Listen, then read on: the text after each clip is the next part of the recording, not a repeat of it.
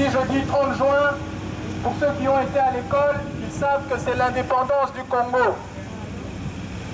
L'indépendance du Congo est censée représenter la souveraineté, l'intégrité, la dignité retrouvée d'un peuple qui était sous le joug d'impérialistes, de colonialistes, qui pillait allègrement ses richesses, qui maintenait sa population en esclavage à ciel ouvert, qui coupait des mains, excusez-moi, qui coupait même les parties intimes. Voilà ce que le peuple congolais a vécu pendant près d'un siècle. Le 30 juin, cela devait signifier la fin de ce régime barbare, sanguinaire.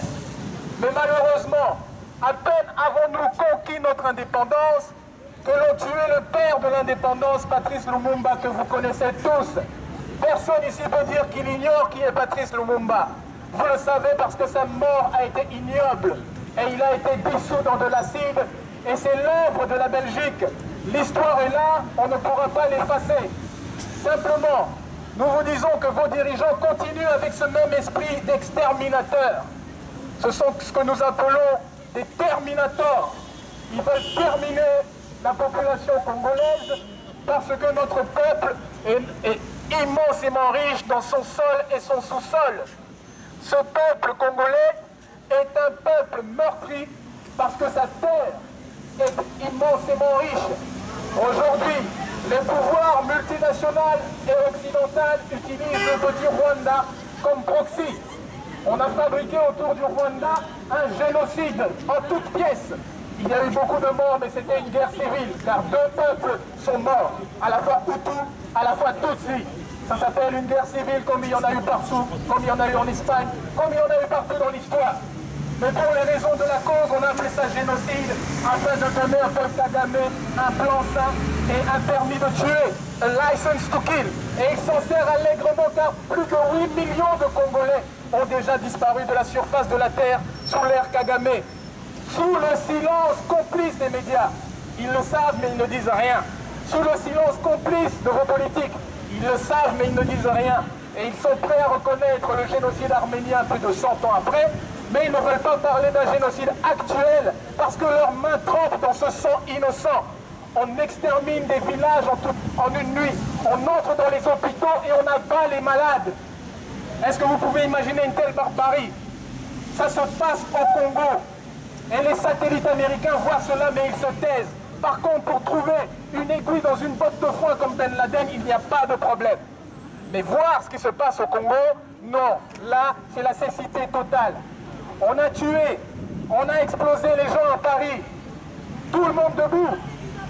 On a tué, on a explosé les gens à Bruxelles. Tout le monde debout. Et nous avec. Mais on tue au Congo. Silence.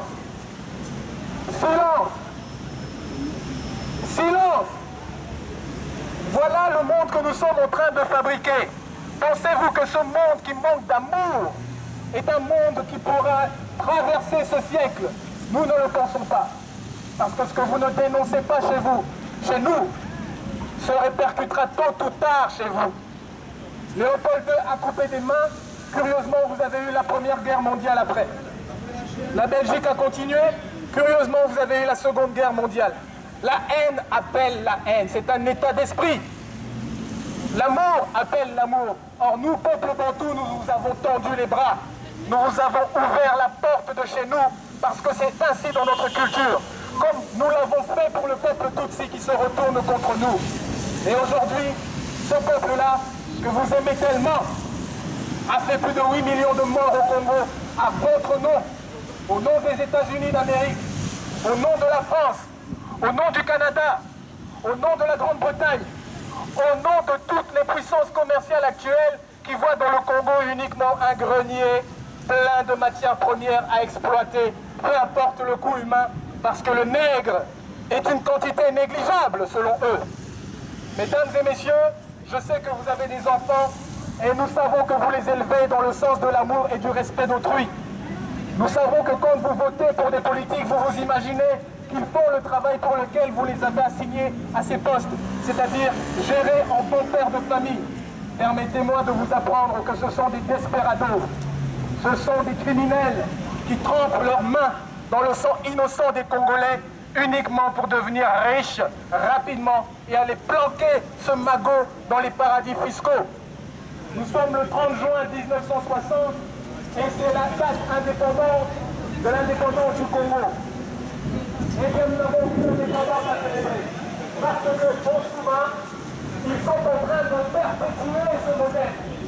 Ils sont en train d'essayer de nous préparer la continuation du régime d'Hippolyte Kanambe que vous appelez Joseph Kabila par Moïse Katumbi. Un garçon qui n'est même pas congolais. De surcroît, il est métis. Il n'y a pas de racisme au Congo. Mais notre constitution est claire.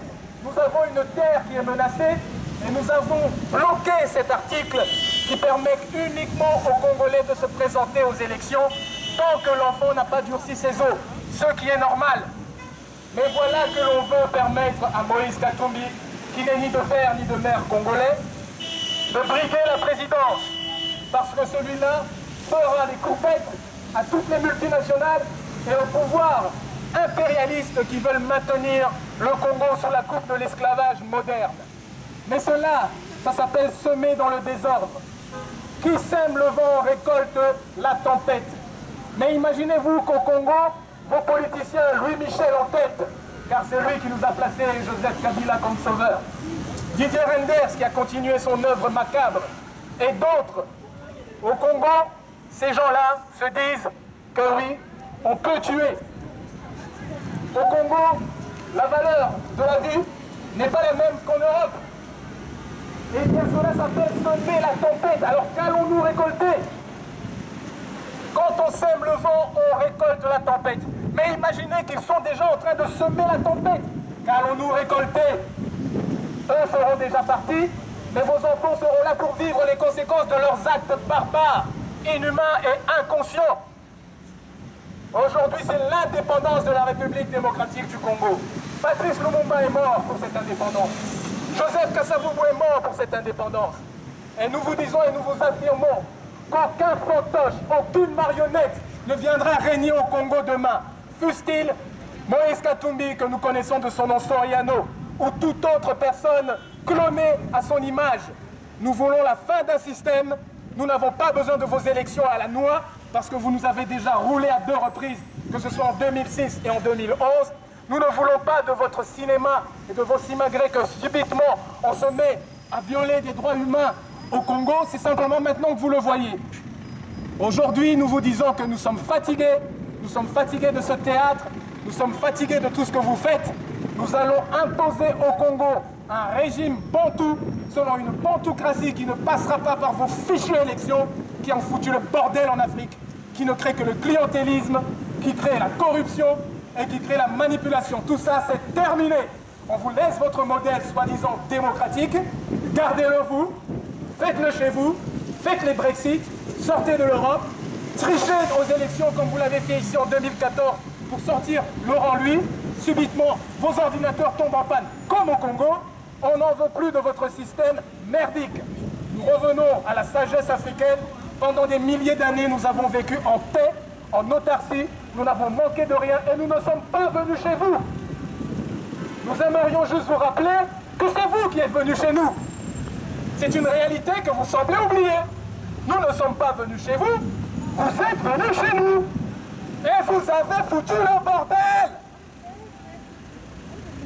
Vous avez foutu le bordel. Assumez-en les conséquences. Nous voulons rentrer chez nous, mais pas avec des gouvernants que vous supportez, qui pillent et qui sucent à blanc le pays. Nous voulons rentrer chez nous dans un régime où nous pouvons parler sans mourir. Nous voulons rentrer chez nous dans un régime où nous pouvons emmener nos enfants à l'école sans crainte. Nous voulons rentrer chez nous dans un pays minimum organisé, pas dans une dictature que vous supportez. Cela, ça suffit. Nous n'avons pas besoin d'être chez vous, nous vous le rappelons, nous n'aimons pas votre pays, nous y sommes forcés, contraints. Parce que le noir n'est pas fait pour le froid. Vous avez un beau pays, certes, rendu beau par l'argent du Congo et des colonies, mais ce n'est pas chez nous. Alors laissez-nous de grâce mettre de l'ordre chez nous sans que vous en ingériez du matin au soir en nous imposant qui nous devons aimer, qui doit être opposant, qui doit être élu président. Donc vous nous donnez la permission maintenant de voter, mais c'est vous qui élisez nos dirigeants. Cette comédie-là, ça suffit. Cette comédie-là, ça suffit.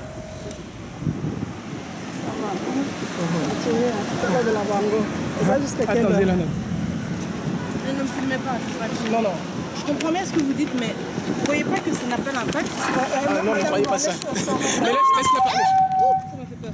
Je veux juste... Non, non. Je veux juste... Nous, on n'est pas là pour Non, mais vous voulez pas écouter ce que je vais vous dire? Allô.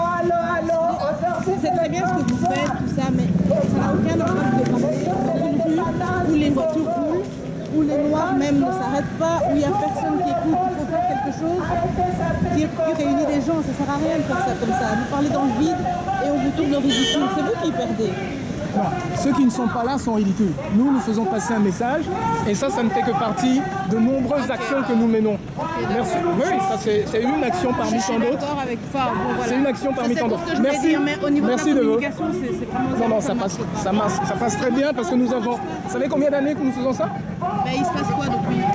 Ah, vous espériez quoi par une autre méthode? On va marcher, on va avoir beaucoup de monde et il va se passer autre chose que... Il y a différentes manières de marcher, il y a différentes manières de... Mais c'est pas grave. Des manifestations, il y en a, mais ça ne change rien. C'est pas grave. Par contre, ce que nous faisons, avec les manifestations, non, ça change beaucoup. Mais parce non, que les ça... manifestations, il y a Attendez, 3 personnes, madame, on est là, madame, on se rend ridicule. Madame, non, c'est ce que vous croyez. oui, Ce que nous faisons, oui, vous ne voulez pas entendre non plus. Vous avez parlé, mais vous ne voulez pas très bien. entendre. Non, mais votre discours Attendez, est très mais bien, laissez-moi, je vous vous le avez dis. parlé. Maintenant, laissez-moi vous répondre.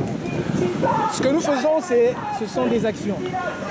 Des actions fortes, que vous ne voyez peut-être pas. Des marches, des manifestations, des sittings comme ici, tout ça fait partie d'un tout. Et ce tout mis ensemble, ça crée aujourd'hui ce qu'on appelle, s'il vous plaît, ça crée aujourd'hui ce qu'on appelle la conscientisation. Et quand vous regardez ce qui se passe au Congo aujourd'hui, ils disent ce que nous disons. Et il a fallu 10 ans pour ça. Donc nous savons semer et nous sommes en train de récolter. Quand vous verrez les gens se lever au Congo, vous entendrez exactement ce que nous sommes en train de dire ici. Parce que ceci est une arme très puissante. Donc ne vous laissez pas berner par le monde. Parce que ça semble dérisoire, mais une fois que c'est sur Internet, c'est 10 000 vues. C'est un impact. C'est juste une stratégie. Merci. Levez-vous.